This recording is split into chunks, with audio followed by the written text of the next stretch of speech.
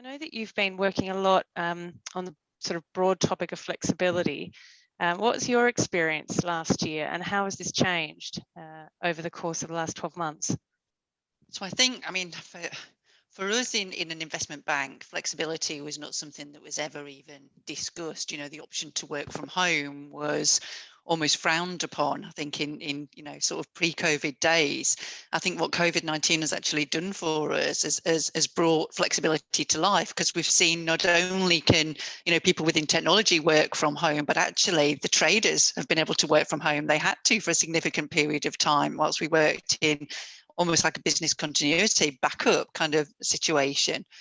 Um, what that does though is it opens up the door, because previously where you would have not just females, but the entire kind of diverse population, whether that's, the BAME minority, people with disabilities, LGBTQ community, everybody is now on almost a level playing field, because nobody has been visible. Everybody's been working from home. And yes, to Pamela's point, I think, females probably have been slightly more disadvantaged, because we worry more about the kind of the home work life balance. We've probably been more likely to have done the schooling. We are worrying about that kind of blur between finishing the day's work and moving on to the evening's chores, the weekend's chores, whatever that may be. But that level playing field, allowing it to kind of reset, has gone, well, actually, we're all in the same boat. So how do we think about how we want to move forward? How do we think about how we kind of turn that dial and shift it moving forwards? And flexibility now is, we're not only thinking about it in terms of now and kind of future of work, we're thinking about it even on return to work. What happens post 21st of June when the government says we can all go back? Does it all suddenly switch on and go back to normal? Or is there that period of grace?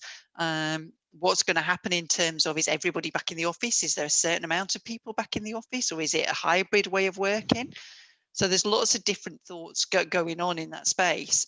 But also, I think we have, again, back to something that Pamela touched on earlier, it's about resetting. So Pamela's question around learning from the mistakes of the past, how do we, not continue to go backwards and go forwards by making bigger and greater steps and taking those learnings. I think those learnings come from things like where traditionally in the past, where roles were advertised, a man would apply for a job, whether he's got the skills to do the job or not. He'd go, yep, I can do that. I'll go and apply for that. And females are slightly more likely to go, oh, I tick that box and I tick that box, but I haven't got that, so I won't apply. Now, actually, we're going, do you know what? I will apply, and let's apply. And we're trying to teach those learnings through, more mentoring, more training, more connectivity sessions. Again, back to something that Pamela said, we're opening up more groups, more chats, more forums to get people to connect more, talk more about the issues that they face in whichever community they sit. And that is opening the door for people to actually say, yeah, actually, I will try that.